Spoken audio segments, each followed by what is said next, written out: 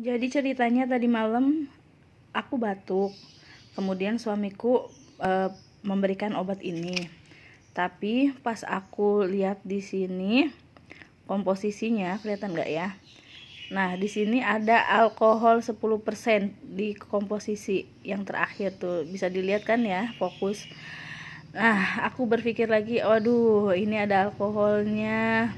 Kemudian suami aku balik lagi dan beli lagi. Di sini ada obat batuk, flu dan batuk ya, Panadol. Alhamdulillah ada logo halalnya. Nah, buat teman-teman kalau batuk coba deh cek lagi. Soalnya di Indonesia ini banyak banget obat batuk yang ada alkoholnya. Mungkin Panadol ini bisa menjadi alternatif lain untuk teman-teman yang mencari obat batuk yang halal.